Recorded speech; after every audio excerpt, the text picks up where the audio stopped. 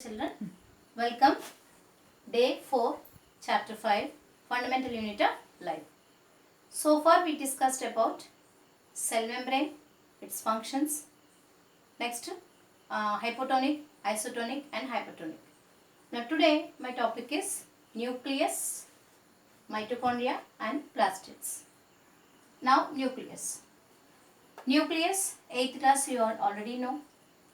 Nucleus is a spherical structure. It is present in the middle of the cell in animal cell. It is towards periphery in plant cell. And it is a control house of the cell. It is called control house of the cell. And it is double layered. It has 2 layers. These layers are called nuclear membrane. Then this nuclear membrane is irregular. It is not continuous.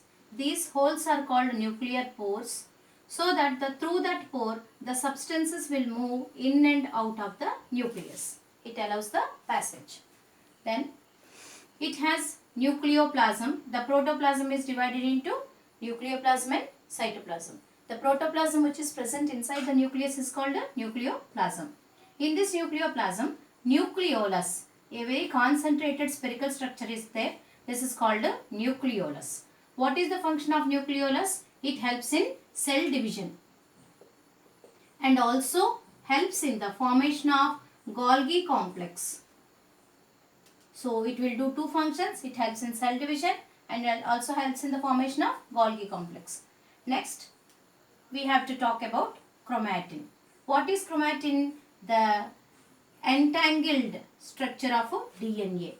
What is DNA? Deoxyribose nucleic acid. This deoxyribonucleic acid is the genetic material which carry information from one generation to the other generation. And at the time of cell division, this chromatin condenses and form thick thread-like structures called chromosomes. What they will form? Chromosomes. So, when chromosomes will form in the cell? At the time of cell division.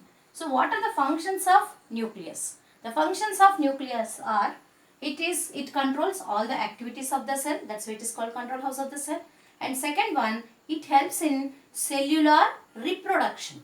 Cellular reproduction. What is the word? Reproduction. Reproduction is nothing but generation of the new cell. So, you can call it as a cell division. It helps in cell division or cell reproduction.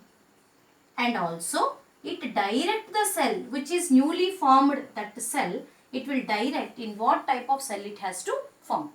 So these are the 3 functions of the nucleus. One is control house of the cell, second one is helps in cell division, third one it directs the cell after the maturity.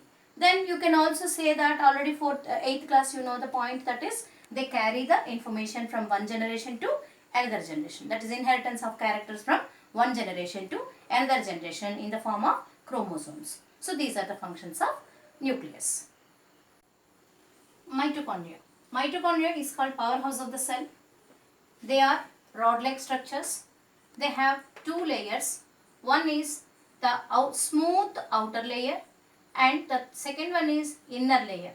Inner layer has many foldings. So these foldings will have a special structures called oxysomes,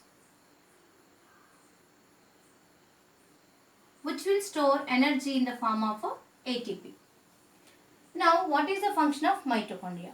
Mitochondria play a major role in cellular respiration. What is its main function? Helps in cellular respiration.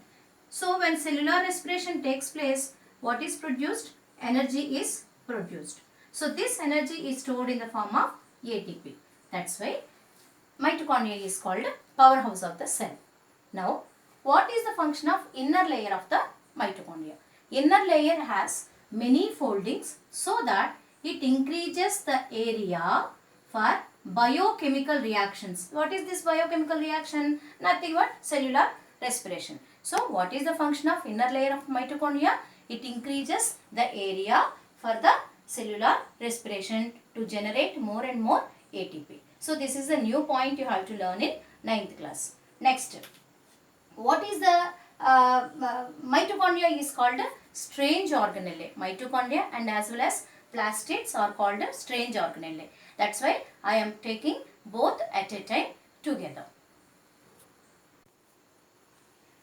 Plastids are present only in plant cell. They are called kitchen house of the cell.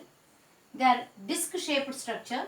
This is the biggest organelle of all, but they are present only in plant cell. In animal cell, mitochondria will be the biggest one. In plant cell, plastids are the biggest organelles. And they are also having two layers, outer layer and inner layer. Both are smooth.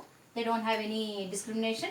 Next, inner layer, they have like a stack of coins, like structures will be present. This structure is called grana. Here, chlorophyll will be present and helps in photosynthesis.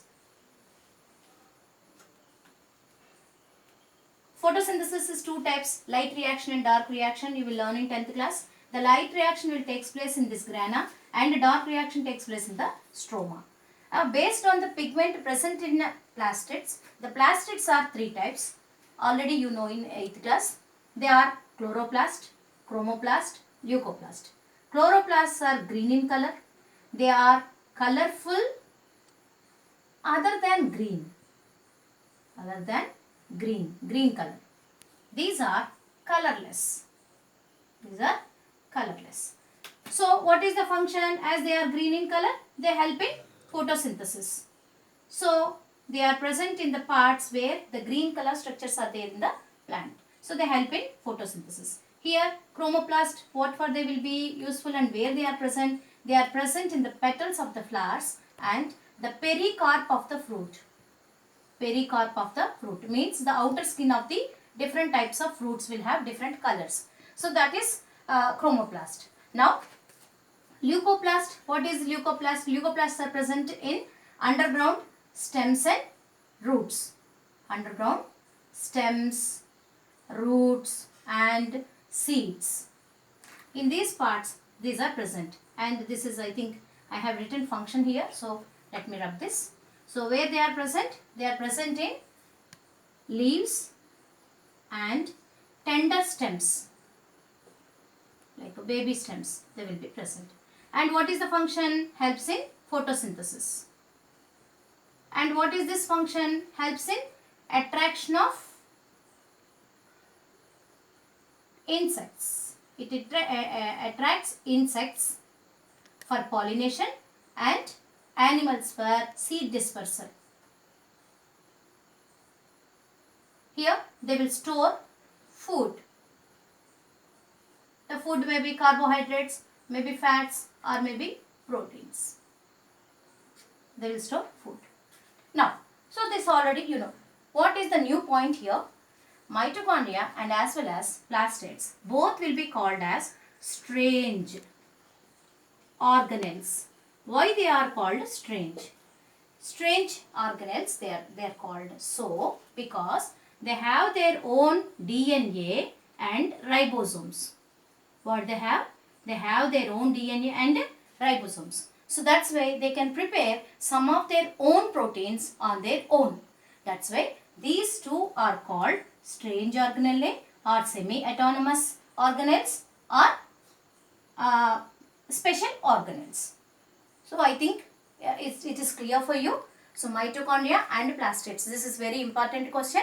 Why mitochondria and plastids are called strange organelles? They are called so as they have their own DNA or genetic material and they have their own ribosomes so that they can prepare some of their own proteins. That's why they are called strange organelles. Thank you.